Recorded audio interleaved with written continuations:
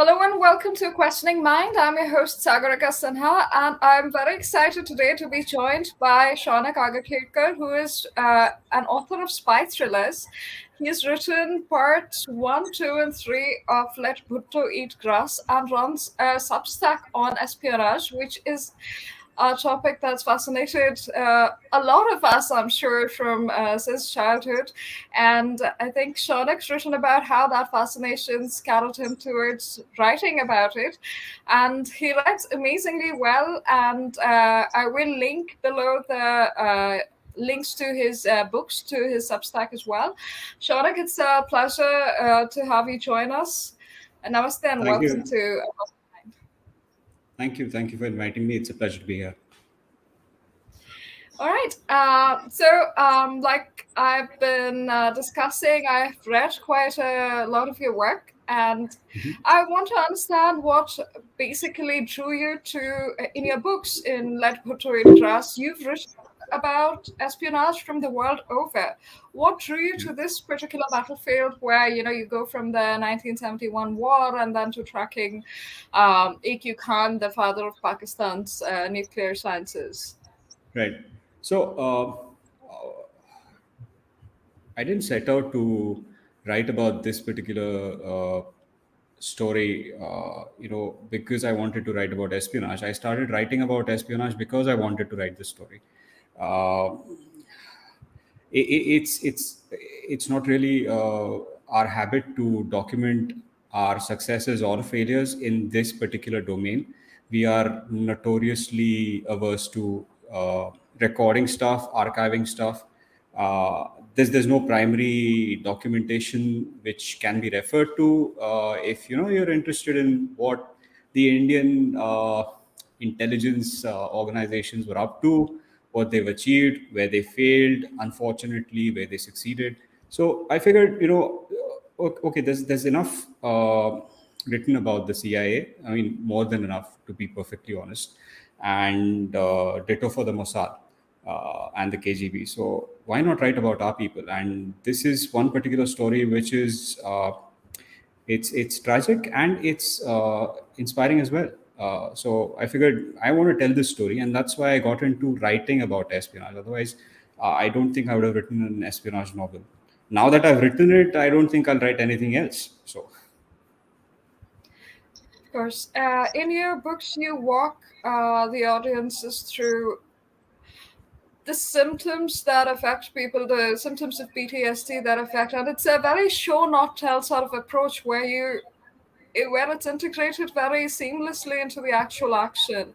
And I thought that was very sensitively done and very realistically done. It does bring forth a lot of John Le Carre feels, but without it being that slow.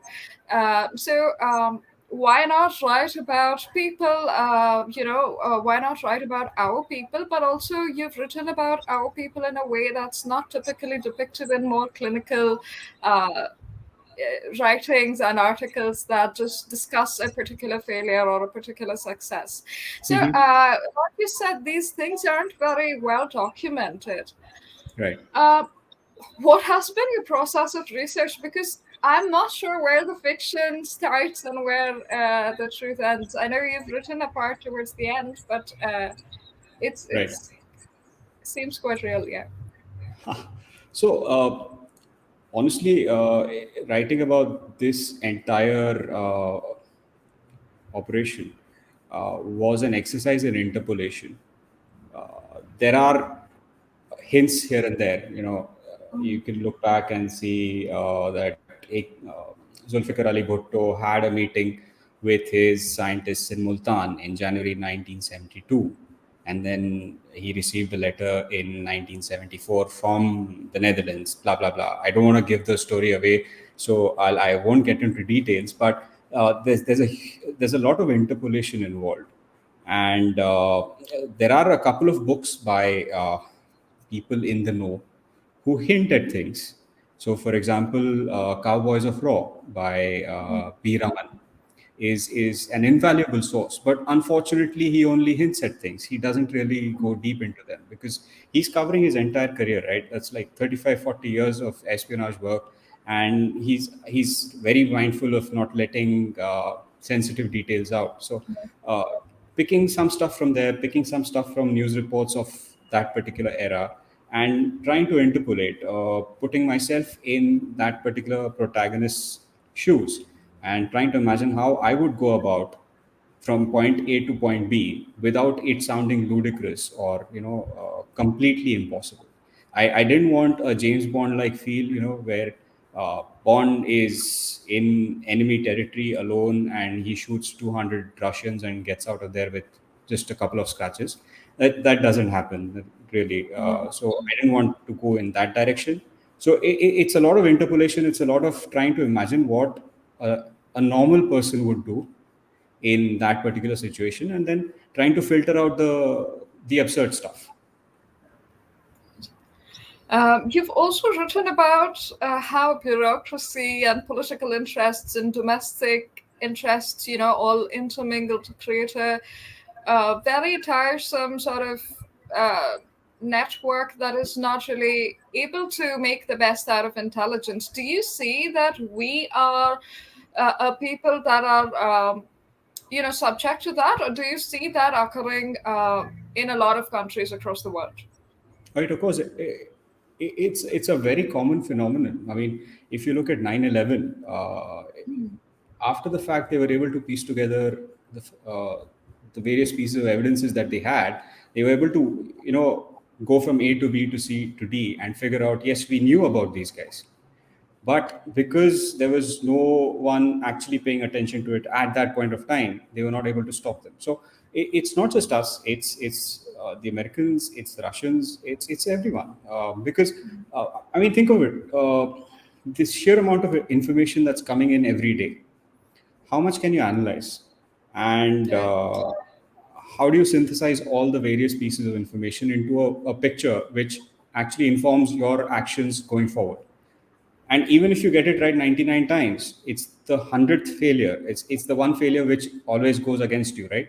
So it's a tough profession, and I think everyone slips up. It's not just us. I think 2611 also had a lot of these details Yes. slowly come out that we were warned and we had the signs, we just chose to ignore them. Yes. So, well, I suppose it just shows how much, how much clout the intelligence community has versus how much they have to deal with on the other side. So, So yeah. towards that, I mean, I interviewed an an intelligence operative on my podcast last year, I think. I'm very bad with dates. I'm sorry about that, but uh, the guy said they don't really have any clout, so to speak. Mm, They have a very persuasive role. If I had to liken it to something from IT, maybe you could liken them to product managers, where they're trying to convince various stakeholders, pay attention to this. This is important because this could happen, and the probability of that happening is extremely high, and so on and so mm, forth. Uh, I think it is stakeholder driven. If they have a benevolent godfather in the administration, then they get a sympathetic ear.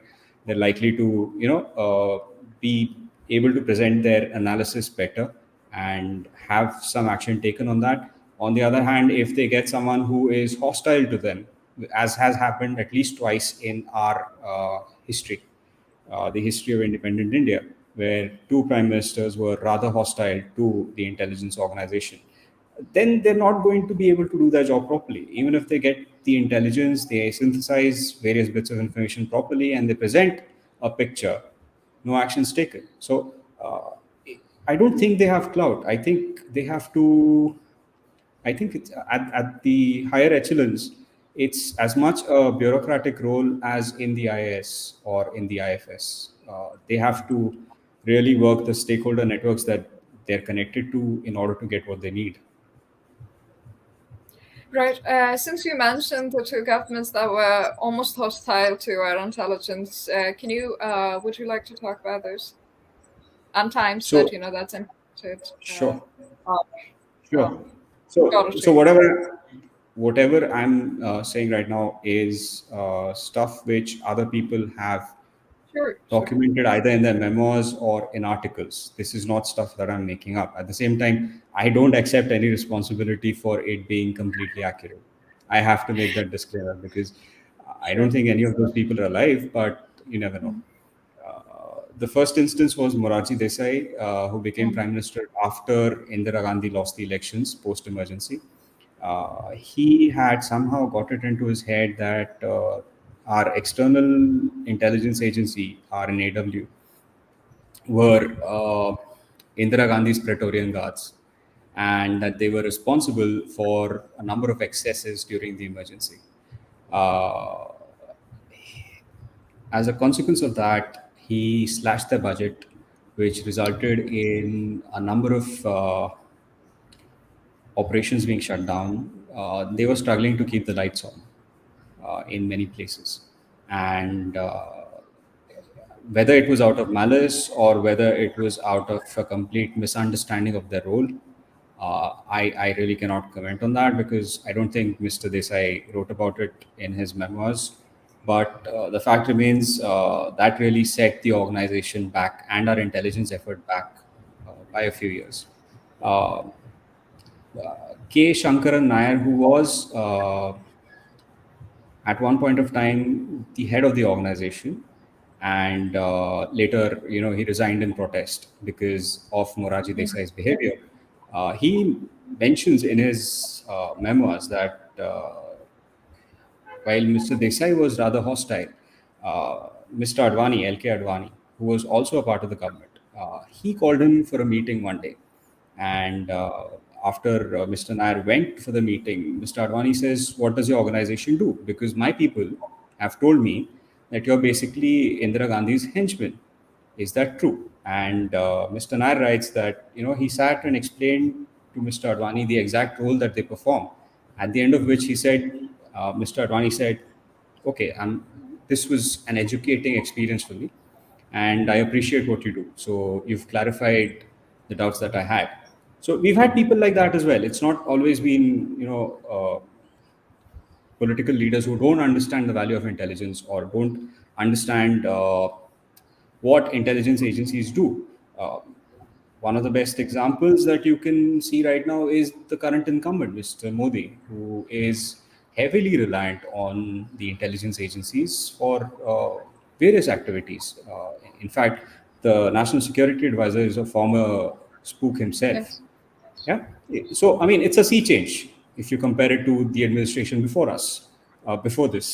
And Mm, sorry, I'm rambling a bit. I'll get back to your question. The second instance is Mr. Inder Kumar Gujral, who was our prime minister in the 90s. He was the prime minister for 2 years, I think, or less than 2 years, yeah. thankfully, Less right? than 2 years. And Yes. yeah, and he had this doctrine called the Gujral doctrine, which, if you had to boil it down to its essence, it basically said, we want good relations with our neighbors and we are good people. So we're going to assume that our neighbors are also good people and we're going to behave Yes. very nicely with them. Absolute naivety, but that was what it was. And a consequence of that was Mr. Gujral telling RNAW that since we are on good terms with our neighbors, I don't know where he got that idea from, but that's what he believed. Since we're on good terms with our neighbors, we don't need any offensive capabilities in their country. So kindly wind up your networks that you've built rather painstakingly over there and stop. And the organization did it. So all the assets that they had cultivated in Pakistan over a decade more, uh, they were let go because if you're not going to pay them, they're not going to work for you. Mhm. So networks were gone. We developed significant offensive capability, covert offensive capability in Pakistan. That was gone. There's no official correlation or official record of this, but uh, in the late 80s, early 90s, uh, right when the Khalistan issue was raging in India, uh, I remember there used to be, I don't know, The World This Week was a news program that Yes. was Right. carried by Doordarshan once a week, Friday evenings, I think. And every Friday evening, there would be news of a bomb blast in Pakistan, either in Lahore or some other city. And there is a school of thought that believes that the Khalistan issue died down. Pakistan's support for Khalistan became less obvious because those bomb blasts were taking place in Pakistan. And that has been correlated to our offensive capabilities. These capabilities were lost once Mr. Gujral came to power and ordered them to shut it down. There are even mentions of two particular teams inside RNAW, CITX and CITJ, who were responsible for this offensive activity and which were wound up. So we've had two prime ministers who did not understand intelligence very well, took it rather personally in a way, and dealt a very horrific blow to our capabilities. That we are still here despite them is testament to, I don't know, resilience of the organizations or the country, God knows. But it's impossible to imagine another such prime minister coming along and the organization surviving. It's not impossible to imagine. We have records of what happened after 26/11. So Mhm. it's not impossible to imagine even in our Fair, lifetimes. fair, So fair enough. But uh, I mean, see, 2611 was one incident, right? Uh, yes, but over here, these guys, they actually dealt severe blows to the organization's capability itself, organization. right? So, kind of different. I mean, 2611 and afterwards, maybe the intelligence was ignored, but the Mm. intelligence was still coming in. What these two gentlemen are said to have done is degraded our ability to get that intelligence in the first place.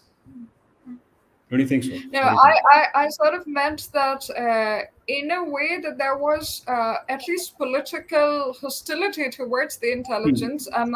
I'm not suggesting that the prime minister of the time or particular people were hostile to the agencies, but we did have a lot of media coverage that went against the facts, Right. with politicians participating in that coverage.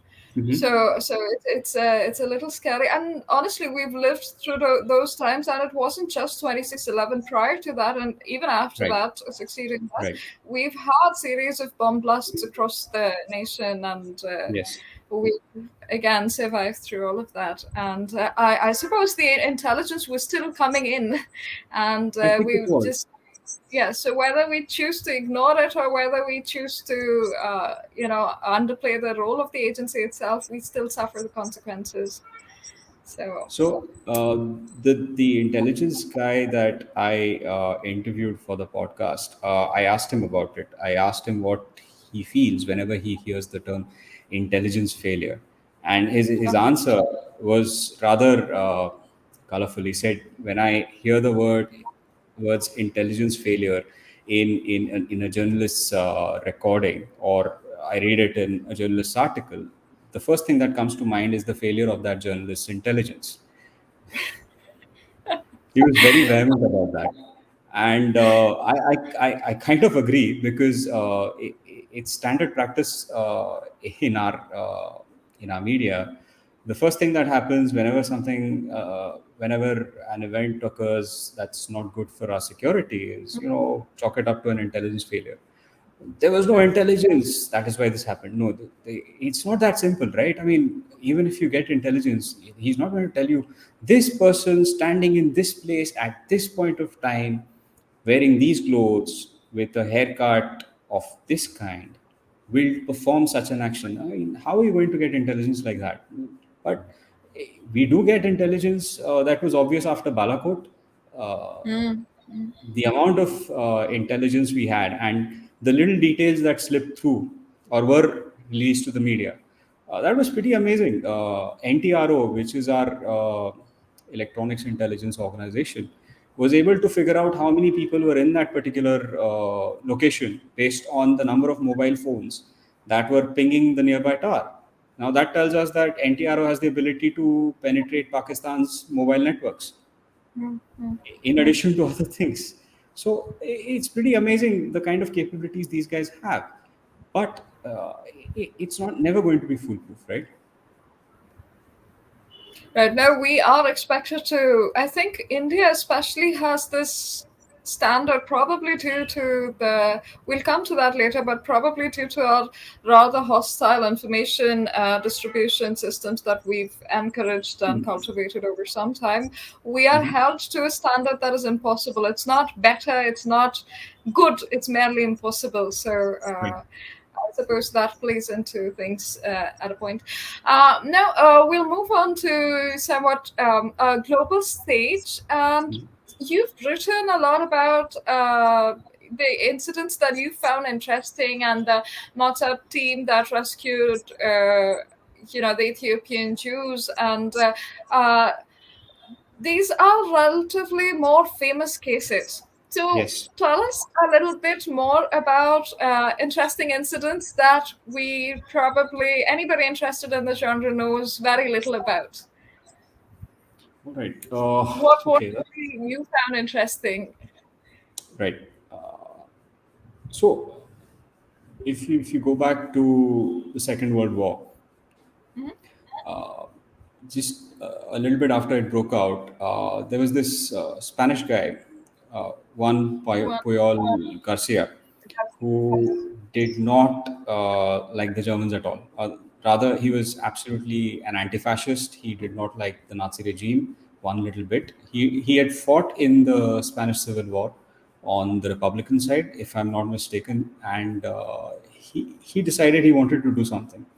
So he goes to the British embassy, and whoever the duty officer was at that time, he goes up to that guy and says, "I want to work for you.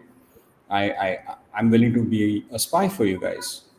And that guy blew him off because obviously, I mean, chances are this guy has been sent by the Germans. Fine. He does not quit.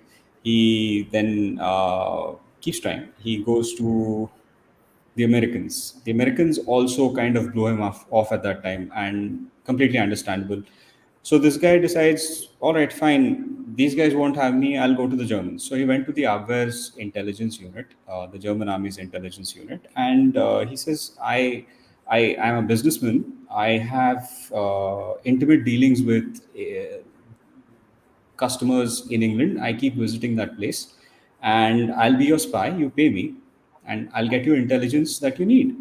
And the Germans were delighted. I mean, it's incorrect to say the Germans were delighted. His particular case officer was delighted. That guy was probably looking for something that would help him stand out in front of his superiors. So he said, "Perfect, fantastic. Here's some money. Go spy for us."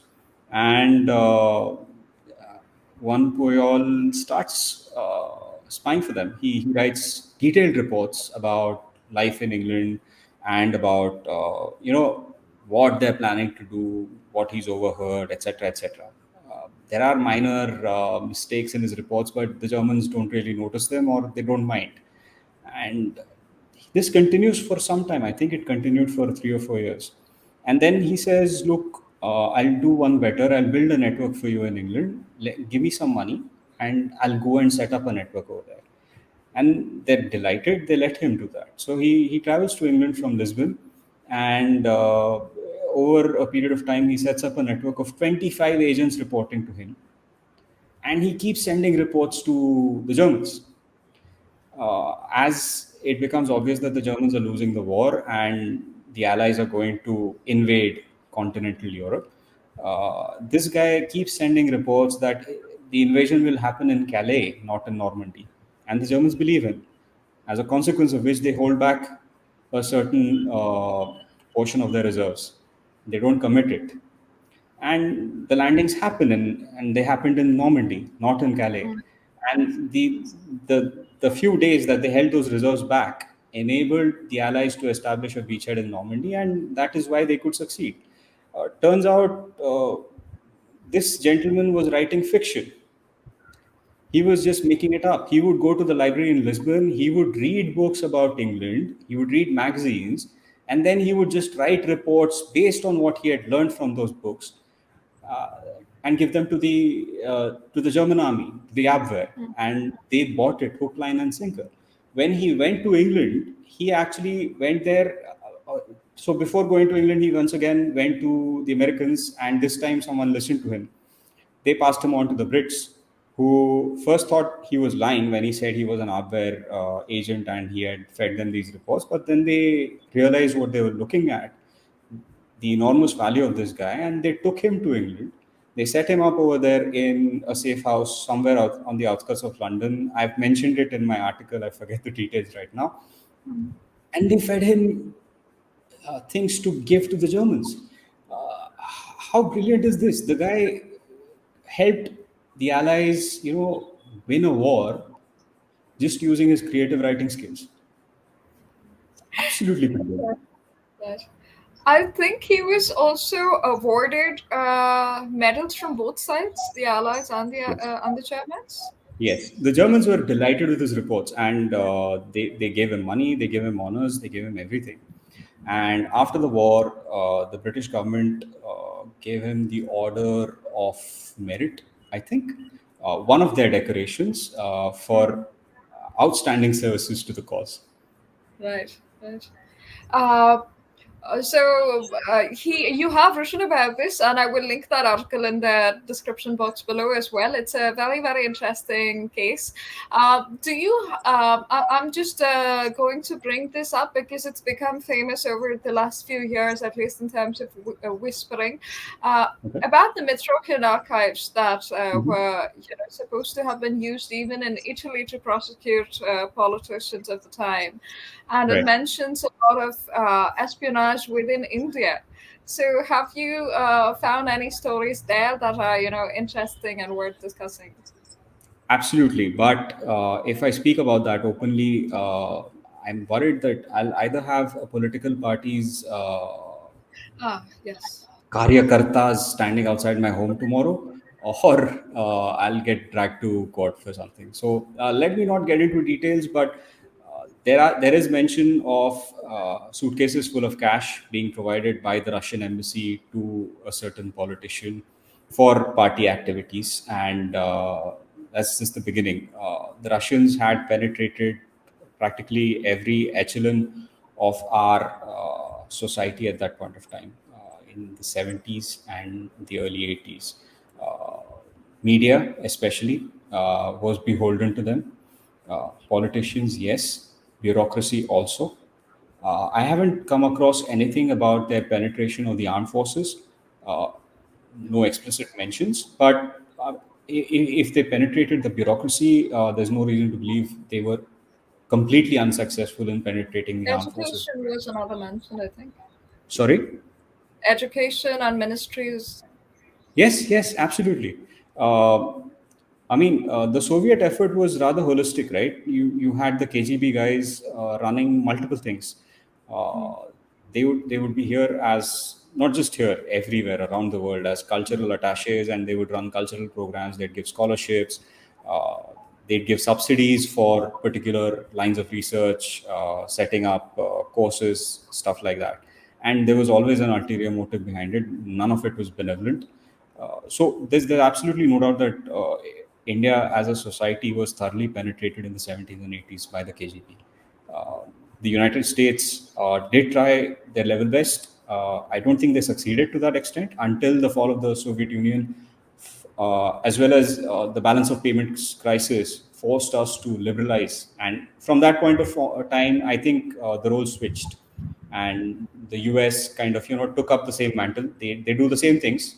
If you notice, there are a ton of bureaucrats and senior people in the government whose children unfailingly get fantastic scholarships to go to the United States and study in Ivy League colleges. If you go and meet some of these kids, you'd come away thinking, why would you give this kid an admit, leave alone a scholarship? So it's pretty obvious how they go about it, but it is what it is. Right. I was actually going to ask about the CIA efforts at the time because I would have come to the present time later on. I suppose the Khalistan movement, ISI backed Khalistan movement, was one of their efforts in terms of trying to balance the scales? I don't think the CIA's participation in that particular movement was very significant. They didn't need to. Pakistan and the ISI specifically, they had all the resources needed to actually pull it off. Because remember, this was around the time when the Americans were paying the Pakistanis a boatload of money to train mujahideen, arm mujahideen, and send them into Afghanistan, right? Afghanistan. The way, yeah, and there was no accounting for it. So the way they went about doing that was money would come in from the United States, cash. It would go to the CIA station chief in Islamabad, who literally would hand it over at Rawalpindi Airport or Islamabad Airport to the ISI without any paperwork or accounting for what was happening with that money. And the ISI would spend it as they please.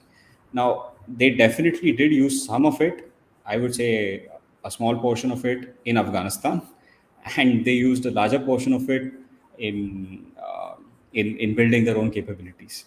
Apart from that, the Pakistan Army was also conning the Americans. There was this one incident where so initially, they had armed the Mujahideen with Lee Enfield rifles, 303 rifles, the ubiquitous rifles from the Indian subcontinent, and they needed bullets for that. The Americans didn't have it because they don't use those rifles, right? Right. So the Pakistanis say, "Look, we found a supplier, and he's willing to give us X million bullets for these many $1 million."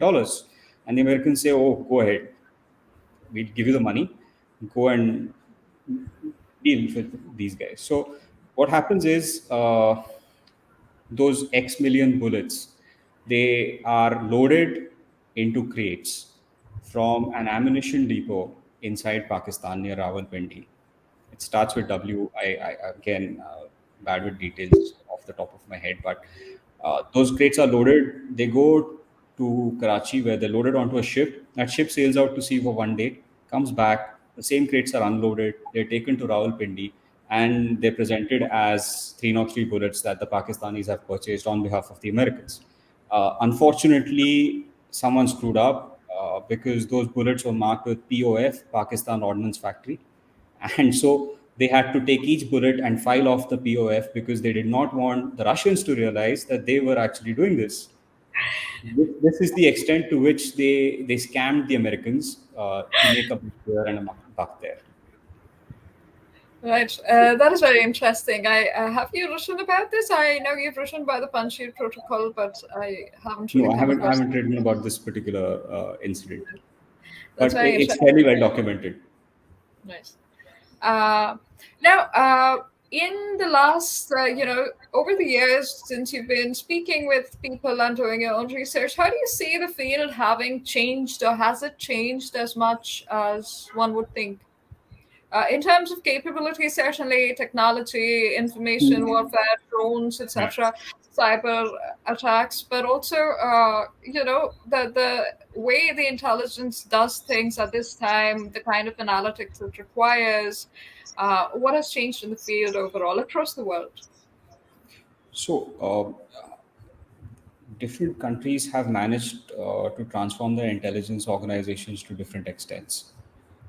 The Americans got a wake up call after 9/11, and they really invested in information technology to enable better collaboration among their own agencies. Some of the systems they put in place after that, you only get hints about that, but they seem pretty awesome. In addition to that, their electronic intelligence is phenomenal, absolutely phenomenal. Uh, they had arrays of rather entire farms of computers dedicated to analyzing every spoken word transmitted over a telephone inside and between the United States and another country, and they were able to, I don't know. I don't know what they were able to extract out of it and the kind of benefits they got from it, but they had those capabilities in the 80s. You can extrapolate that to today. It's mind blowing what they are capable of. Mm. Then you have systems like Echelon, which is again about 20 years old, which was able to do voice recognition. Same, Fanda. You had telephone calls happening, and there were certain words which were flagged. if those words were spoken during those phone calls, that phone call would be flagged, and an analyst would then listen to it and figure out what was going on. This was 20 years ago. I don't know what they're doing today. Uh, our agencies are transforming today, is what I understand. I am not an expert. I speak to people, I read stuff, I try to understand it, but they are transforming, probably not at the breakneck speed with which the Americans have transformed, or the Brits have transformed. Again, the British government has this agency called GCHQ, which is responsible for all electronics intelligence, and these guys are phenomenal in their own rights. Maybe not to the same extent as the NSA because budgets differ, but they're very, very good. The Russians are phenomenal in information warfare, uh, although we're not really seeing it right now with the Ukraine crisis. Yes. It's completely the other way around right now, right? With everything related to Ukraine being amplified 500 times, whereas the Russians, they're not. I don't think they're even releasing any They are information. trying. They Yes. aren't. They're just quietly going about doing whatever their plan is. I think that's fascinating because they have the capability to do stuff, but they're not using it. Hmm. But apart from that, their ability to hack into systems is pretty phenomenal. There was a major attack last year where they actually managed to place their own code into a network security system which is used by governments and multinational corporations all over the world. So that was pretty huge, and I believe they've got a phenomenal amount of intelligence out of it. We don't hear stories about our people doing any of that stuff, but apparently we have those capabilities. If you look at outages in Pakistan, if you look at uh, events that happen there and which they speak about, they don't speak about everything obviously, but they do sometimes slip it does slip out sometimes, where our banking system was down or our banking system was penetrated. You can safely assume that it was our people, because I don't think there's any other country which is as concerned about Pakistan as we are right now. Right. No one else Let's cares. let's go to China actually, since you Mhm. mentioned the outages and actually the network port. They funded a lot of computers in Nigeria that were found to be bugged, and I think it was Nigeria. It was definitely an African country, but I believe it was Nigeria. And they have investments. Do you know about their capabilities at this time? Are they comparable Yeah. to the Russian or the US Yes, capabilities? absolutely. uh, Mm. so let me give you an example. This came out last year where there are practically every computer or laptop is assembled in China. Hmm. A significant number of components are also built over there, right? Uh, there are backdoors that have been found in the hardware, in motherboards, on chips on motherboards, which have come out from China. So it doesn't matter what operating system you're running, it doesn't matter whether your OS is completely patched or not. These guys have a way of penetrating your computer system.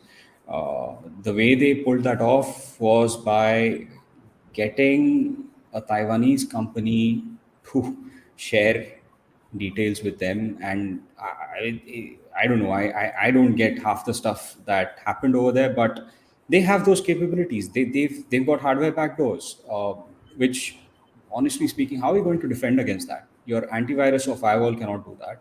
So they've taken it to a completely different level. Even if you leave this aspect aside, they've got APT teams, advanced persistent threats, which are completely capable of penetrating networks belonging to the US government, belonging to defense contractors like Lockheed Martin, which recently happened. Uh, there are rumors that they've managed to get their hands on data related to the F-35 fighter aircraft, which is phenomenal stuff. So they've got all those capabilities. They're extremely good. Right. So, speaking of them, they've also defended against intelligence of other countries in a very, we can say, harsh way, but in an effective manner so far. So, do you see any democratic countries being able to defend against intelligence of that sort, intelligence leakage of that sort, like China does? I think it would be a function of two things. One, the amount of resources you're willing to provide to your people and the kind of people you're willing to hire. That's one. The second thing that it would depend on would be your legal processes, the legal framework within which your own intelligence operatives are working. Uh, they may identify threats, but how do you prosecute them? In India, the options again have to conform to our legal framework, right? These guys don't ordinarily go outside the legal framework in terms of the actions that they take, is what I'm told. So we may be limited in terms of what we can do on that aspect because we are a democracy. Uh, the Chinese are not. To give a very recent, well, it's not recent, it's 2022, and this is an example from 2016, I think. The CIA was using a chat program to recruit new spies in China. So you have to make an approach, right? And that's a very critical part of recruiting a spy. You never know who that person is until you've actually made the Right. approach and evaluated that person's willingness to be a spy for you as well as capabilities. And that leaves the spy handler rather vulnerable. So they had this chat program, which obviously for their own use only and thought to be rather secure, which they would use to get in touch with Chinese individuals and try and recruit them to become spies for the CIA. And they used that one too many times, which resulted in a pattern which was picked up by the Chinese Ministry of State Security. And using that, the MSS was able to work backwards because they've got the great firewall and everything. They've got all the data about who's connected with whom, or they were able to figure it out in some way or the other. And they took back bearings, and they identified people who had used that chat system in the past, and they shot them. Oh, These were people who were working in research labs all over China in really sensitive places, mid-level, mid-level, senior level people, some bureaucrats as well, mostly scientists. They were taken to some remote location or in some jail, and they were shot. That's how they dealt with it. So obviously, this is not going to happen in India, and therein lies the difference. If you work in an organization, if you're working in some secret lab, and you realize that one of your colleagues, who may be a friend, was just taken out and shot because he did this, what kind of an effect will it have on the rest of the employees over there? Everyone's going to think 100 times before responding to anyone approaching them. So it makes the job of recruiting the next spy much harder, doesn't it? But it's not the case with us over here. absolutely, absolutely.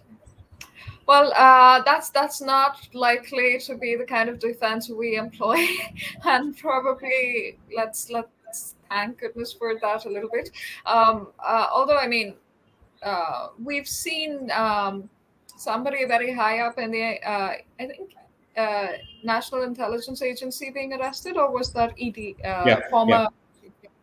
So we're well. That's good that at least we are penetrating through some of the um, spies as well, and not dealing with them that way, because we can probably see the extent to which we've been corrupted in that sense. So in a way, it's greatly helpful. Uh, Overall, what do you think was the extent of espionage within India in the post-independence era?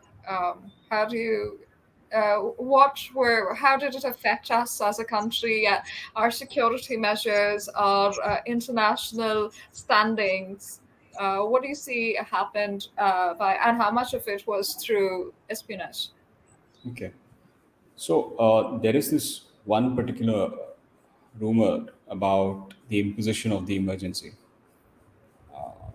It's said that the then Prime Minister, Mrs. Indira Gandhi, was convinced that the agitations taking place against her government were funded and backed by the CIA as punishment for 1971. Whether that is true or not, if someone managed to convince the Prime Minister of this, then that is, in a way, an espionage operation. Whether it was an Indian organization or person who managed that, or whether it was an organization featured prominently in the Mitrokin archives, it's a question that I don't think is ever going to be answered. But it gives you a lot of food for thought, doesn't it? Because the Mitrokin archive does mention that India was thoroughly penetrated by that time. The KGB had managed to sink its fangs into practically every aspect of governance. And so that is an example. I'm not saying it genuinely happened, but that is a possibility that people have talked about. There are rumors about it. And if it did happen, then that is a very significant impact because the emergency was an epoch defining action. We are still facing some consequences of that particular decision today in terms of the constitution, the preamble, beginning with the preamble, and various articles inside it. So it's possible. We've discussed that actually on my channel as well. I had a lawyer, Abhivardhan, and we've discussed how, the preamble can be basically nominal, ornamental, or associative, and ours was never supposed to be an associative preamble. From, however, that's how it's become. Due to the interpretation. So it's likely that we need not, the easy solution is that we change something that happened, but it's not a necessary solution. There's other ways, starting from education and interpretation, that can help. But anyway, that is definitely something that is a lasting impact of the emergency. But do you see any residual effects of that sort of, penetration by a different nation amongst us? Do you see residual effects to this day of that sort of espionage? So, I mean, there would In definitely be. terms of everyday, I don't mean the obvious, emergency Okay. residues, vestiges, but in terms of how we function in the day to day. Do you see that being affected by, or our intelligence operates, in the post-independence era? So our intelligence agencies were, when they were founded, the Intelligence Bureau already existed. It owes its origins to uh, British India. It is not an organization that came up after independence. And obviously, if it originated there, then the structure, the processes that were followed would derive from the British experience. Uh, I don't believe it was founded all along the lines of MI5, which is its counterpart in the UK. I think the Intelligence Bureau was founded along the lines of maybe Scotland Yard because they were focused on putting down dissent against the British government Right. initially, right? But there would be some overhang from the British era on the structure and processes followed by the organization. Uh, RNAW was formed in 1968, I think, and it was so obviously after independence, but again, it was modeled to a certain extent on, I think, on SIS or MI6. I am not sure about that because, but I think they were modeled along those lines, or rather, some aspects taken from there, and the organization was built up for our own conditions and our own needs. Again, if you look at the pre-independence era and especially around the First and Second World War, the Brits were pioneers in intelligence. They were one of the first to in Europe at least to set up an intelligence organization and actually leverage it the way it is leveraged today. Hmm. So a lot of other countries have learned from the British experience wherever possible. The other example, of course, is the Russian example, the Soviet example, where they started with Cheka and then slowly evolved into the KGB, and now it's the FSB. So, sorry, I think I've rambled on too much, but at least in terms of intelligence, yes, it does matter. The origins do matter. The penetration also matters. Penetration in the 70s, 80s, 90s does matter. One example is Ravinder Singh, who was a mid-level officer in RNAW, who he defected to the United States in 2004, I think, May of 2004. He defected via Nepal. He was under investigation in RNAW because he was asking too many questions to sections and teams that he had absolutely no relation to. And he was also photocopying a lot of files.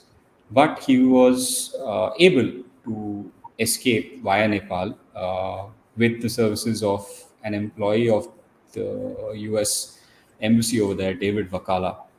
Uh, Not really a diplomat, definitely a CIA officer. That guy got him out, got Ravinder Singh's wife out as well, and obviously he got a lot of documents out of him, out of India as well. So that would have burnt a lot of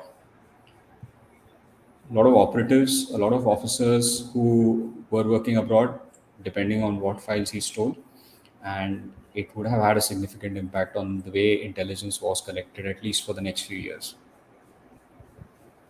Oh, that's very interesting. Now, you've written about, and please do feel free to ramble on. That's really spy stories. It can't get better than that. But in terms of the CIA, you've mentioned how the Ford Foundation and the CIA worked, in Germany and in against the Soviet Union at the time. Um, how do they work today? Like we are very aware of the Ford Foundation being so deeply linked with the CIA. Mhm. So many others like that. We have awards given by them. We have scholarships offered by them. Yes. So, how is this, while being so well documented, whether it's the Open Society Foundation, whether it's the Ford Foundation, whether it's anybody really, then how are these still not considered treasonous to a certain extent when it comes to them cultivating resources in other countries?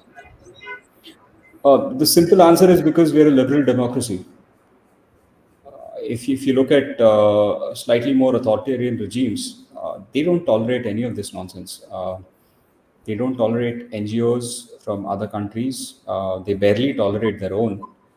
Uh, we see that in China. We see that in Russia in recent years. I think Hungary has gone hammer and tongs at George Soros and his organization, the Yes, they Open have. Society. Yeah.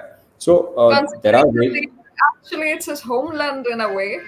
Yeah. So he was born there. So But they absolutely don't tolerate him.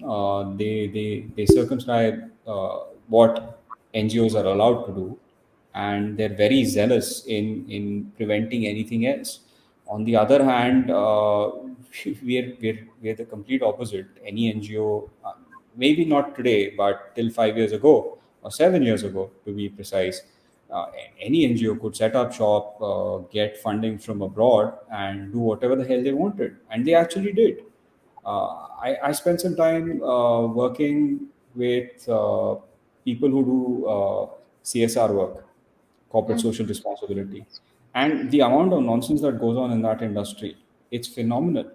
Uh, yes, it's called charity, but the only people benefiting from that charity are the people running those charitable organizations, right? And that's just at you might even forgive that, but there definitely are organizations which are actively working against the national interest, and they get funding from abroad. So mm, this particular government has taken steps to sort of reduce the funds that are available from abroad, or rather that can be used in India by NGOs. But again, there's this there's always the element of judicial scrutiny in India, right? If an NGO's FCRA license is cancelled, the first thing that NGO does is file a suit in the Supreme Court because it's such a matter of national importance, and they get a hearing, which is very surprising. NGOs always get hearings before They always get they. hearing. It's amazing.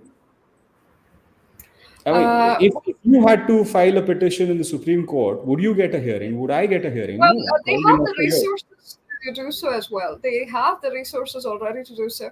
However, when it comes to this government, like you mentioned, it's been reduced, but only do you think it's at a policy level or has it really helped? Because, we just saw another apparent journalist, getting. Being discovered for having misused funds, foreign funds as well, even though she was caught, but there's tons who are not. And she was even um, held held up as a victim of our policies and legal Right. system. So that is still happening. So does it reach beyond a policy level, or does it actually have as much impact as we hope it will have at this time? So I don't have direct experience of this particular area anymore, but from what I hear from people working there, it's had a major impact in terms of the funds available. I see. Uh, so let's take the example you brought up, that particular journalist who shall remain unnamed. Uh, would her actions have been discovered 7 years earlier, or 8 years earlier, or 10 years earlier? Do Well, you she think wouldn't it have would been have come out? probed. Right. It wouldn't have Would been it have probed at come all. out? Right. So there is She a change, was right? discovered that the book was fiction. Yeah, So, but so the writing fiction is not a crime yet, right? That's fine. well, But she said it was nonfiction, so at least, uh, but yeah, money laundering definitely is a crime. right. There's a qualitative change in what she's being accused of, Mm. and it is apparently making a difference because uh, thousands of licenses are being cancelled. That's a huge number, and uh, I don't have the statistics right now, but one of my friends, I think it was, let me not name him right now because I'm not sure if it was him. He looked into how many NGOs are registered in India and compared it with other countries on a per capita basis. We have some of the highest number of NGOs per capita, and Sure. they appear to be having absolutely no effect on our poverty levels. No. So, what are they doing with the money? Some of them obviously are embezzling funds, using it for their own benefits. There was another lady who runs an NGO who was accused of using funds meant for riot victims to Right. buy expensive wines, Yes. right? That's one aspect, but there definitely are NGOs which are using the money they get from abroad to do stuff which is not in our best interests. So, see, why I ask this is because we can keep canceling licenses. We'll keep having them return in a different manner. I'll just give you an example. These people are still not in jail, right? Hmm? Proceedings are going to take years, you know, and they will keep on living the lives that they are. Am I echoing? Not really, no. You're fine. All right. So, um, these people will take several years to be, say, questioned or face any consequence for their actions, if it is found, if they are found liable for the crime. So similarly, the organizations that are having their licenses cancelled, they can very well arise through funding via educational institutions, which I'm not sure come under the FCRA yet. So Maybe. I'm just thinking that apart from policy, it's great for it's great for uh, a blanket sort of statement that we are working on things, but on the ground, I'm just wondering if apart from a few high profile cases, are we seeing any impact? Because I've met people from TISS and PES and other such organizations which participate actively in CSR as well as NGO related work. And the funding they get even from Indian sources, but also from abroad, is quite immense. And of course, some of them do very, very visible work on the ground, but you can Mhm. imagine how much of a fraction that is as compared to how much money is being received and used up. So, Right, right. So it's a cat and mouse game. That's a sad cliche, but it is what it is.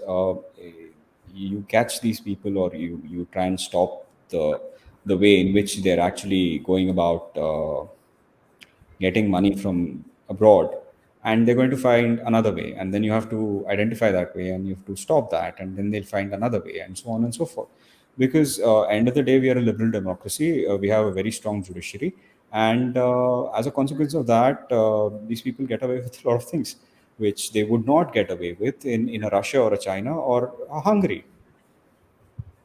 all right, let's just say that most of us like living in a liberal democracy, and so we'd rather be like the US and the UK as compared to Russia or the China or China. So, how do they deal with finding these things out amongst their citizens?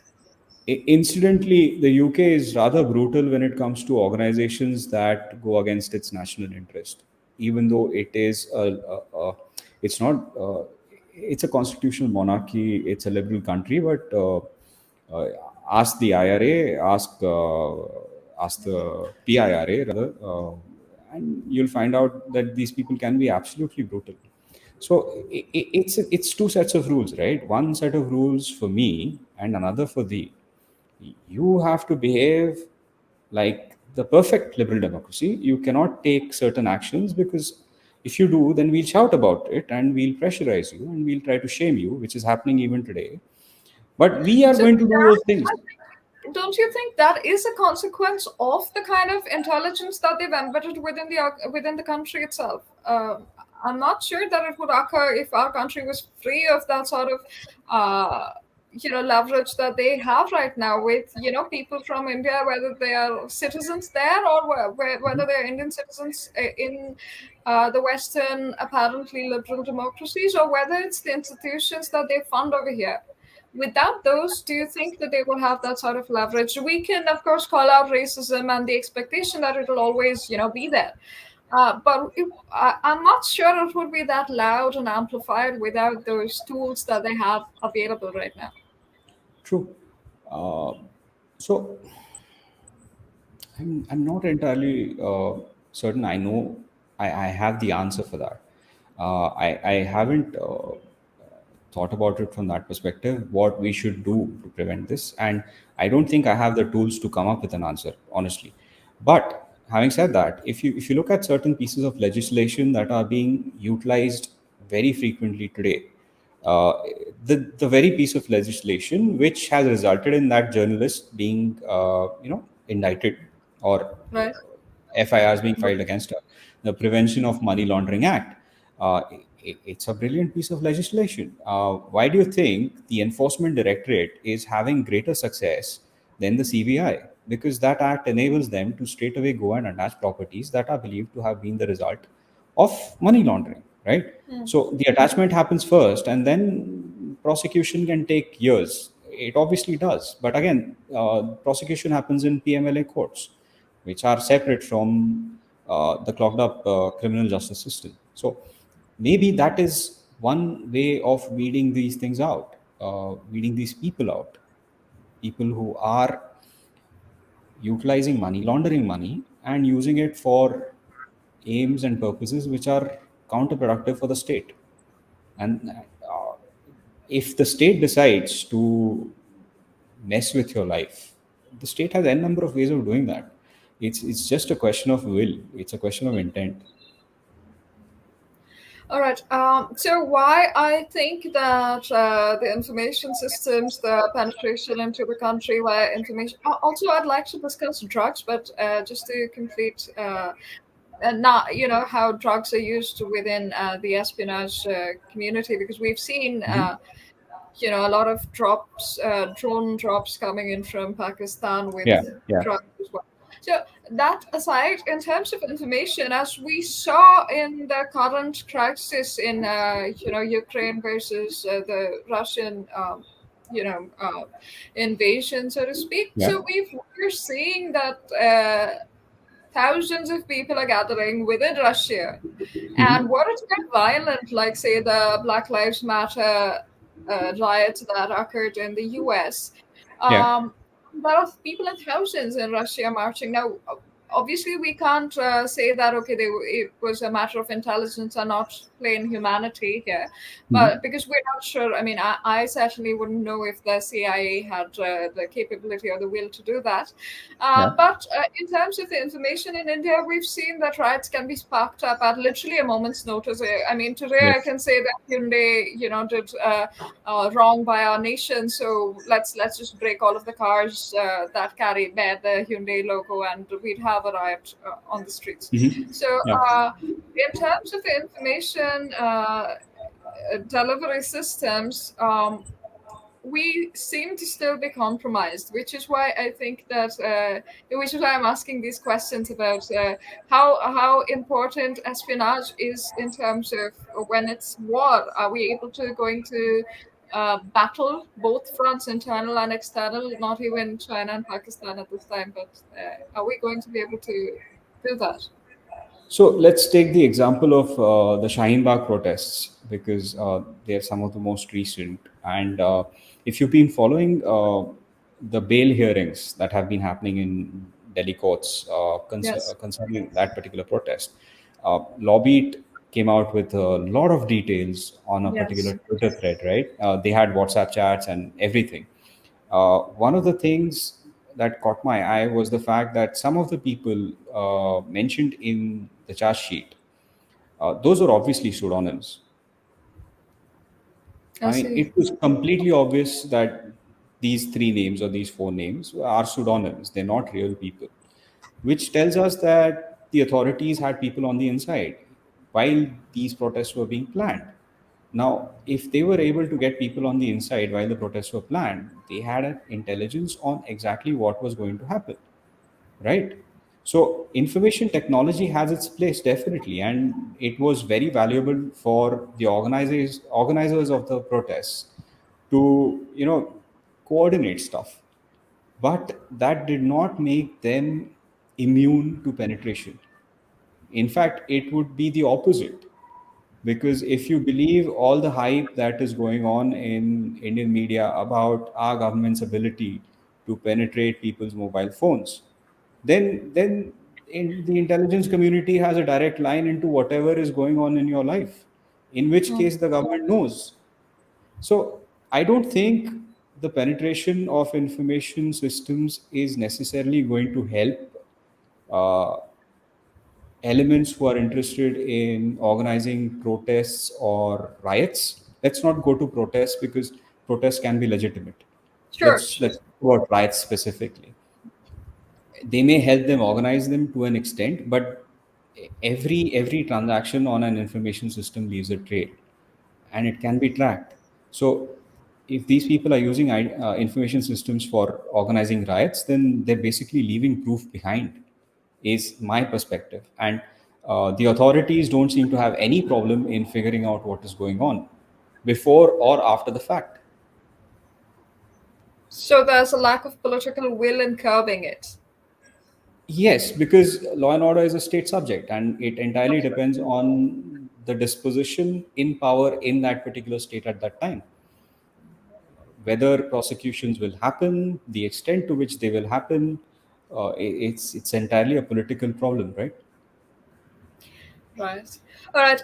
Let's broaden the scope a little bit and go back to we let's discuss narco terrorism. That is, the word Sure. being used right now. But Hmm. intelligence. How deeply is this tied to the intelligence community? Do you know of incidents where this has been used, particularly what effects it's had, and have we done anything of this sort? Because I've not come across any such material.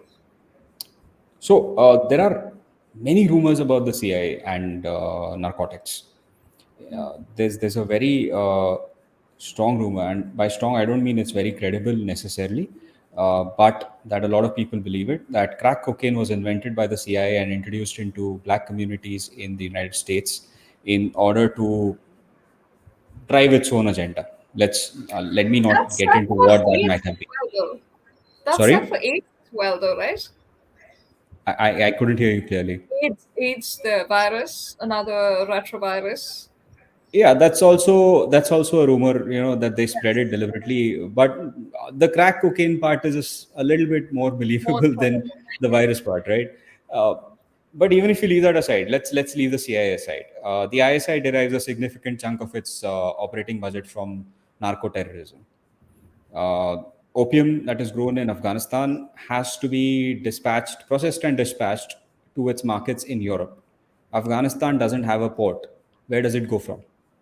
It goes through Karachi. Now, from the moment it enters Pakistan near the Torkham border point, all the way through Peshawar, Rawalpindi, all the way down to Karachi, who controls that particular aspect of the trade? It's the Pakistanis. And Mm. if it's a very lucrative trade, then the military gets involved through the ISI. The people who distribute it in Europe, they are Pakistanis. You have Daud Ibrahim's organization doing that stuff, or other organizations like him, pure criminal organizations doing that. But if this trade is flourishing and that money is being utilized by an intelligence agency, then who controls the trade? It's the intelligence agency which controls the trade. So yes, narcotics have a very strong link with espionage in certain countries. It's not a universal rule. I have absolutely no reason to believe that it has anything to do with the intelligence agencies in India. I haven't heard anything of that sort, Right. which is not to say it's impossible, but that it hasn't come up. And I don't believe our agencies are short on funds. We don't even know their budgets, which is a good thing. And since they are deriving their budget right out of the prime minister's office, I think they're very well funded right now. Oh, well, that's good to know of. But I would also like to understand the effects on the countries that they're selling to. So, for example, like you mentioned, the CIA did that specifically with the black communities, right? So That's a that is rumor. a That's a rumor. Let's that's not the assume that it rumor. actually happened.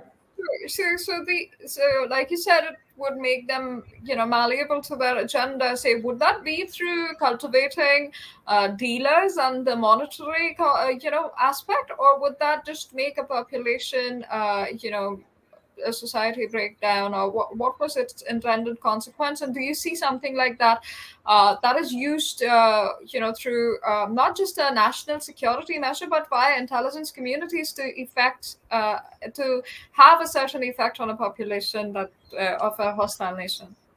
Absolutely. Look at our border states, the states that border Pakistan up towards the north.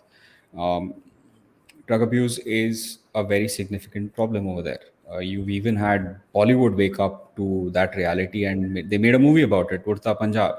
Uh, Yes. I've read research papers from respectable think tanks about the extent of the drug abuse problem in Kashmir, among youth in Kashmir. It is very significant, and that definitely has a degrading effect on society as a whole. We are seeing that in Punjab. It's very significant. Don't take my word for it. Go speak to someone who lives in Punjab. I've spoken. I have my wife's side of the family. They're Punjabis. They come from there. They have a lot of stories to tell. None of them good.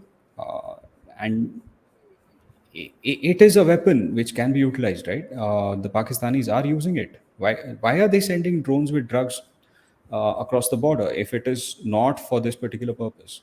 And that is just a small part of the drug trade. It's a trivial part. Most of the drugs that are consumed in India, they come by sea, Right.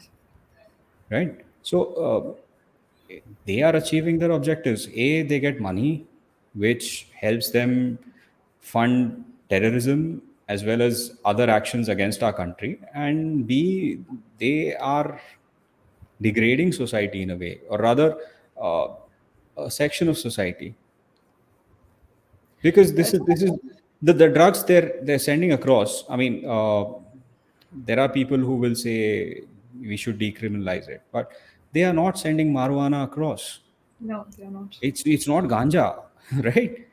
This is hard stuff. They're sending heroin. They're sending synthetic drugs, which Mm. are tremendously addictive and well, terrible for health. Right. Leaving aside the marijuana. This is also something that the northeastern states have been through, right? Okay. So the drug smug. I think Scoop Hoop had a documentary series where the first episode was about marijuana, but so I've lived near Punjab for a while and in Haryana, but very close to Chandigarh, and we've seen even in school times, right? We had football teams go to different states, and it was very common to know of people sniffing whitener too. Imagine these are 13-year-olds, 15-year-olds, Right. and they used to sniff whitener. They used to uh, do things like that, and very openly smoke marijuana even after school. And yeah, I think drug abuse is a problem cultivated quite young in Punjab. So and access certainly matters. Access to those So, drugs so certainly matters. let me clarify that this is absolutely not a problem limited to Punjab or Jammu and Kashmir. Uh, Absolutely. Back when I was in college in 2002, I think, not in my college, but in a different one, I was visiting a friend in his college, and at 5 in the evening, I saw three people, two girls and one guy, snorting cocaine 10 feet away from the main building of the college. This was in Pune, Maharashtra, in 2002. So it's not limited to those two states. Now, It's a Pune was very quite widespread. famous for that at the time. Pune was quite famous, I think, at the time Yeah. for all of that. It became a hub for, I mean, young people, but young people also with the idea that they were doing, drugs. There was rampant abuse of drugs as well as alcohol, but drugs was well known. Yeah. But Yeah. then it was not a very, in a way, we've sort of forgotten because there was so much political ill will against anything that was considered liberal now, right? Like we had party workers raiding bars and pubs, and we had legitimate businesses being hurt, and children, students like that dragged up in front of cameras and arrested for basically partying for part. And so at that time the effect of say drugs got a little lost in the melee that was created with the coverage around it. True, but see, these aren't very frequent events. If you look at party workers raiding a bar, for example, it's a one-off event. Some low-level functionary of the party wants some airtime. He wants to become famous so that he gets the next corporated ticket or whatever. So he does some nonsense like this. But it's not happening every single week or every 2 weeks. But the drug use is there. It's very significant. If that was the state in 2002, you can imagine what the state is today. Right. And not only is it harmful, although I'm sure people will disagree with that. I've had friends who've quarreled with me about the fact Absolutely. that, oh, marijuana is absolutely wonderful, it's fantastic, and it has no side effects. And 3 months later, that particular person was trying LSD and heroin. So leave that aside. But so you're consuming that, but in consuming that, you're funding people who actually want to kill you and your countrymen. Well, I would say that is a consequence of nationalism being a bad word right now. I think I discussed it on a video that I made with on Project Bharata, on Project Bharat, and it's just that today Hindu nationalist is used as a pejorative. So Okay. being of a certain religion and being patriotic are both combined to use as a slur. by Hmm. certain, and then that's linked to fascism, that's linked to authoritarianism and things like that. So it's this sort of idea that even if it does kill our countrymen, we really bear no responsibility for that. We're really looking out for ourselves. So that has a lot of it's through all of the systems that, say, a young student, young mind goes through. They go through schooling, then they go through college, and there's no grounding in anything resembling national interest. We don't study anything that really helps us frame policies for, something that helps either bring us out of poverty, economical good, or social good, social measures, or military measures, or anything like that, unless somebody Okay. deliberately chooses to go through a certain institution. But this is pretty much, and I was discussing with certain people as well that.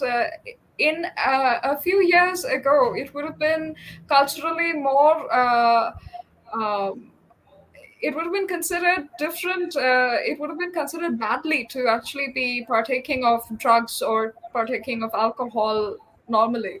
But the situation is quite reversed right now. Like, if you are young, then it's considered quite socially unacceptable to be not consuming alcohol or drugs. Now, I Right. have nothing against those doing so recreationally, but it is there is a certain abuse that is made quite acceptable socially today. So Yeah. that's Yeah. something I find interesting, and it's happened quite in conjunction with the information surrounding it, the accessibility and the availability of the drugs becoming so common. So one's got to wonder where that's coming from.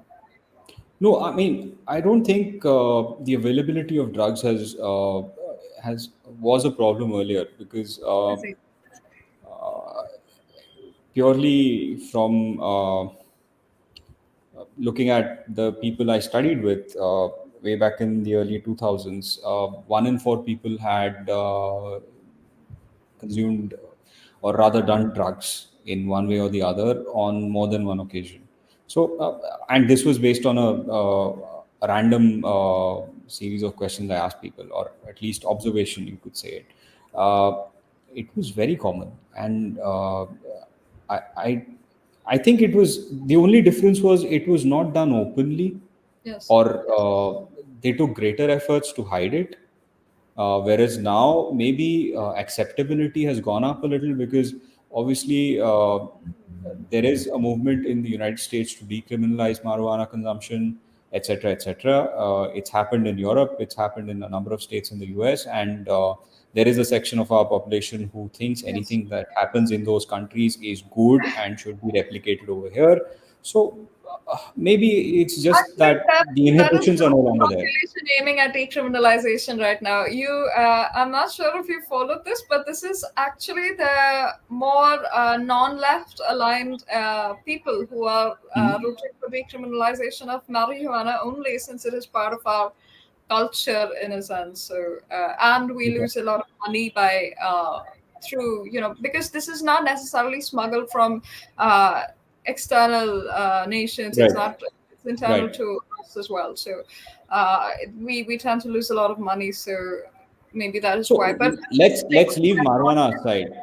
right. Let's leave marijuana aside because for all the points that you made, let's leave it Mm. aside. But there are other drugs which are being consumed. It's not just marijuana. Absolutely, Uh, absolutely. Youth likes to experiment, and it's always going to do that. It has happened. If you look at what the ancient Romans were cribbing about, they were cribbing about the youth, saying things like, it wasn't like this when we were young, but these young people, they're lazy, they're this, they're that. The complaints remain the same practically. I just saw some Twitter thread about this maybe a few weeks ago, uh, referring back to ancient Roman sources. So let's leave the marijuana debate aside. But there are a number of drugs which are being smuggled from the Golden Crescent in Afghanistan, Pakistan, and the northern part of Iran. And these drugs are being brought to us. The distributors are people who want to kill our people, who want to kill our countrymen. That is a fact. That is not something that Hindu nationalists are making up. Uh, this is a security problem for our country. And I don't know. I mean, whether decriminalizing marijuana will help towards that or not, it's not really an area where I've done any reading, so I really can't comment on that. But it is a problem. It is definitely a problem in terms of uh, the ISI using funds raised through this particular distribution of drugs to fund terrorism in Kashmir and in other places. So they're achieving two goals by pushing drugs into our country. Absolutely, absolutely. So let's go back to, say, Ukraine Hmm? and discuss the broader implications of. I'll request you to lay out the geopolitical considerations for Ukraine at this time, considering their actual geography in relation to Russia, as well as the regime change operation that happened over there, the people, the agencies that were likely involved, the current situation that they are in, and how intelligence has played a role over there. And if you have any interesting incidents of espionage, particularly from there. So the okay, way back in the early 2010, 2012 or 14, 14, um, yes. yeah, 14. 14, right? Ukraine had a pro-Russian president. There was a proposal from the European Union for free trade, which was believed to be a precursor to Ukraine joining the EU. I don't know whether it was actually accurate, whether the EU meant it as that, but it was assumed to be that. There are people who say, and these are mostly pro-Russian sources, which say the objective the EU had was to flood Ukraine with European goods, and then those would get pushed into Russia because of the strong ties between the two peoples. And as a consequence, the EU would get its products into Russia, which weren't easily being allowed. I don't know the veracity of this particular information or line of thought, but it is stated quite often, especially by Russians. So Russia offered a $15 billion. It wasn't exactly a trade deal; it was more an aid deal to Ukraine. And one of the conditions was that Ukraine give up on the EU free trade deal. Uh, the pro-Russian president did that, and after that, there were protests all over the place in Ukraine, especially in Kiev, and that guy had to leave his job. I think he had to resign, or maybe he was kicked out, whatever. Point is, at that point of time, Ukraine did not have a president, and there was a phone call which was recorded and later leaked by the Russians involving an American, a member of the US government, who was discussing with another member of the US government in Ukraine about who they should install next. And if you look at the presidents that Ukraine has had since then, they've all been pro NATO, pro EU, pro US. Uh, this is what the Russians say. This is their main gripe. Uh, so they point out that the Euromaidan protests were engineered, they were coordinated by the Americans, which is not hard to believe because that same color revolution script has been followed in multiple countries, especially in the Arab world. Absolutely, Uh, yes. there are those who say that color revolution script was tried in India as well in the recent past and it failed. Uh, Again, it's a possibility. I don't know. Maybe it was, maybe it wasn't. But that is their gripe. And from that point of time, the Ukrainian government sort of aligned themselves with NATO and the EU, and these people have very nicely led Ukraine up the garden path, dangling NATO membership and membership of the EU, and getting them to take an anti-Russian position in numerous activities. Uh, You also have the Donbass crisis that unfolded. You had practically a civil war over there. Mm.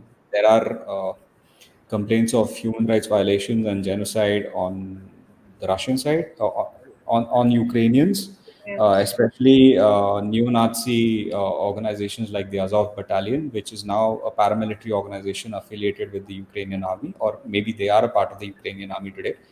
And So Russia, you yeah, mean that the Ukrainians, have human rights violations against the Russians, right? Against the yeah, Russian populations in Donbass. the Russian population, the Russian speaking population in the Donbass region. Yes. So the Russians claim that these guys killed around 15,000 people in 2014 to 2016 or 17. Right. And Um, there are videos on YouTube which show some of this happening. Uh, they also show the use of weapons which are banned, incendiary weapons, white phosphorus.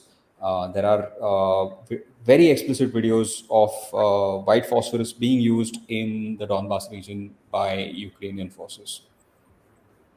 I don't know if they are accurate or if they're I don't know the veracity of those videos, but they're very realistic and convincing.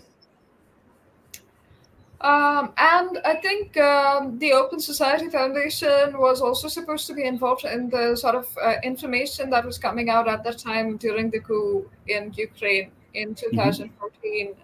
I think they were also mentioned in several articles and documents as being part of, as being involved in some newspapers and information output. So I think that was a reason also given by Hungary in recent times that they would not be open to the Open Society Foundation. Yeah, I think it was. Viktor Orban gave that very specific reason. He said he didn't want a Maidan revolution happening in Hungary. I Yes, seem to remember a quote along those lines from him. You're right. right. Um, So well, it's amazing that they can do so in India with no questions asked, and people but they of haven't succeeded. But they haven't succeeded in India.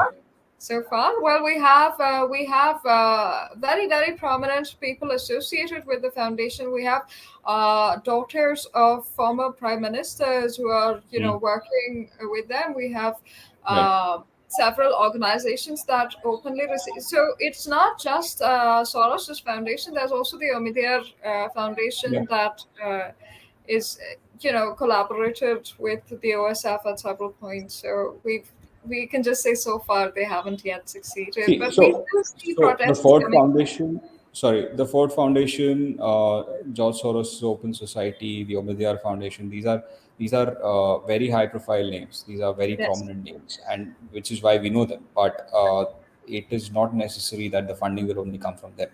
absolutely. There are so many other organizations, religious organizations abroad, which are perfectly happy funneling funds to NGOs in India for carrying out their own agenda. And it's not unique to India. If you look at Africa, Yes. there are NGOs backed by the Norwegian government, which try and lobby in Africa against the exploitation of natural resources, which is an incredibly hypocritical thing to do, considering that Norway's economy runs on oil.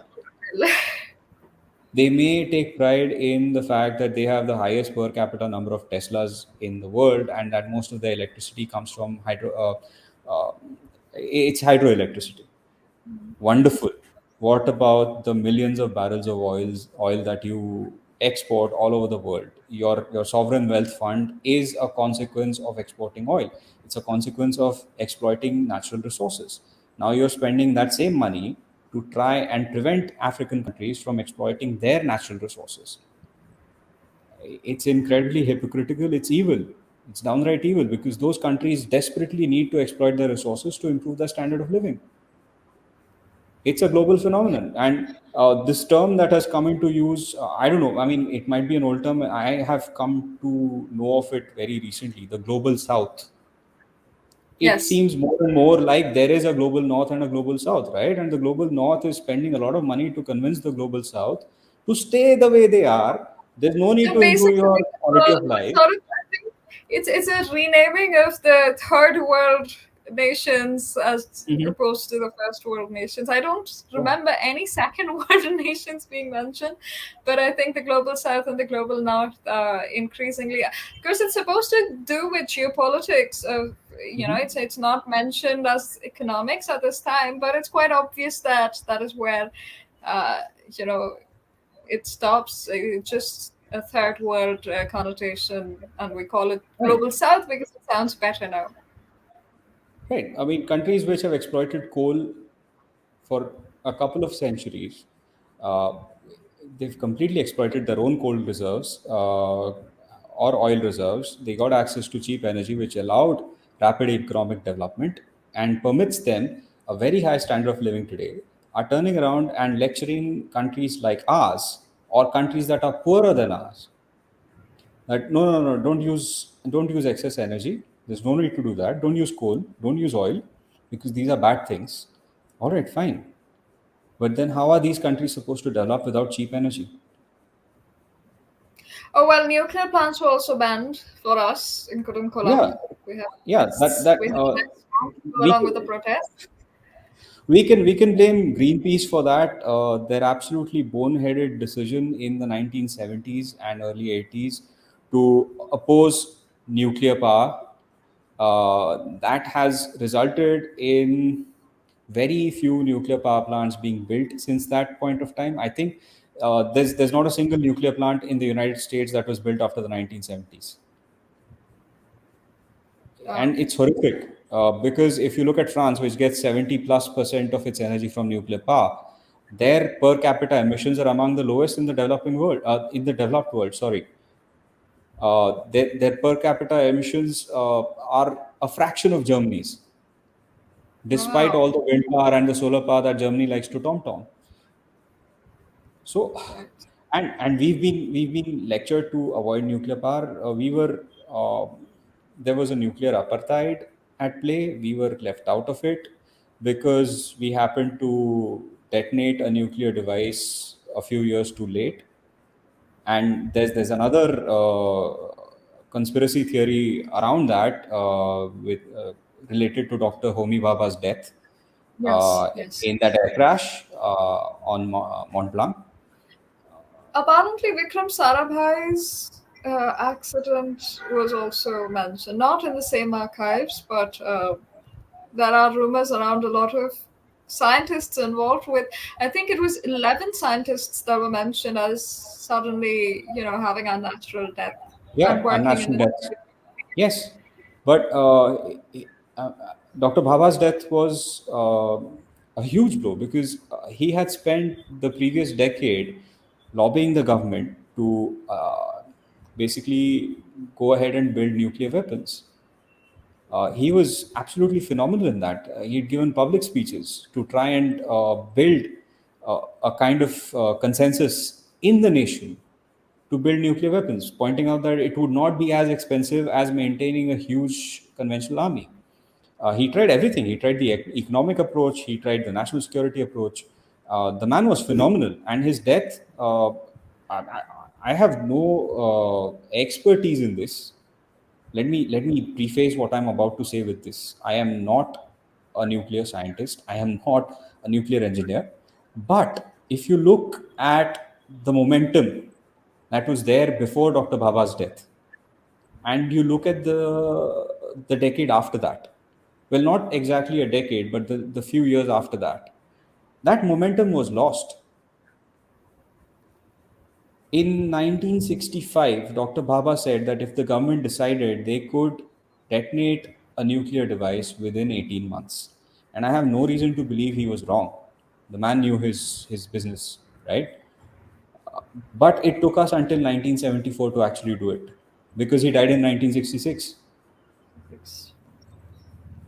And a consequence of that is that we found ourselves outside the nuclear regime. Had we exploded the device in 66 or 67, we might have been a part of the NSG. We might have been part of the P5. We would have been the P6. Not So, the P5, but nuclear powers. you've already, I think you're prefacing that with saying, that you're not involved in nuclear, research, but you've done a lot of research even regarding that for your books as well. And I think this role that you're suggesting Dr. Bhabha played is quite comparable to the one, say, Iki Khan played for Pakistan, the way you've described it in the books, right? He was somebody who could not be replaced as such. So Uh, I I, obviously I, that. I, I would take exception to that comparison because Dr. Bhabha was the real deal. Mr. Khan, his expertise lay in xeroxing documents and True. As a right, forming connections with suppliers.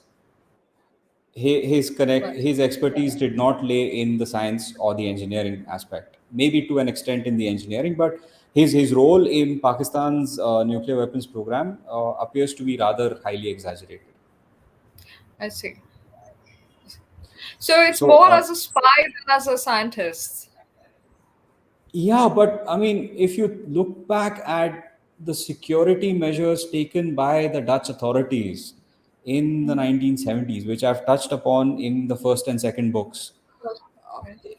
you can't even call it hardcore spying. I mean, he had the opportunity, he took it. He didn't really have to go out of his way and do something rather amazing.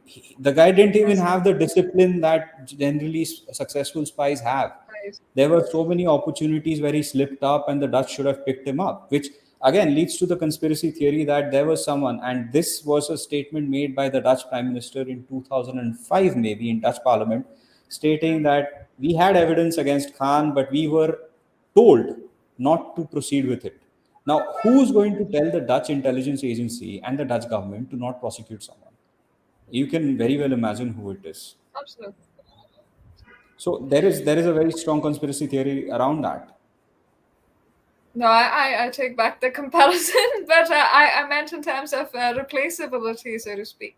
But Again, no. I don't right, think no, of course, if AQ somebody's Khan was copying irreplaceable. documents versus making it on their own, there's an obvious difference. So I was not really aware of that. But yeah, I suppose nuclear capabilities, even in terms, for peaceful reasons, like you mentioned, nuclear energy for France, that is something that we were going for, and that was also shut down. Um, Same Yeah, as being applied now. So the idea of green politics and green energy right now does not actually suggest what the green options are quite, you know, uh, very in true. absolute terms. So there's So wind and that. if you look at emissions, nuclear energy is the greenest energy available to us at this point of time. Hmm. Because look, solar and wind is brilliant, but it is not dispatchable power, right? It's not available at any given time when you need it. So you have to compensate by using natural gas. Because if the wind dies out at some point of time, or if it becomes cloudy and the output produced by solar panels reduces, you have to compensate in some manner or the other. The choice right now, which you see in Germany and all across the world, is natural gas, Hmm. and that actually feeds into the security situation in Europe, which I'm practically, I'm sure everyone is aware of right now, because Germany is beholden to Russian gas, We're and all that's causing geopolitical them huge experts at this problems. time. Yes, Sorry, yes. We're all geopolitical experts at this time. We were I know, IR in the beginning, but now we're all geopolitical experts. So. Yeah. absolutely.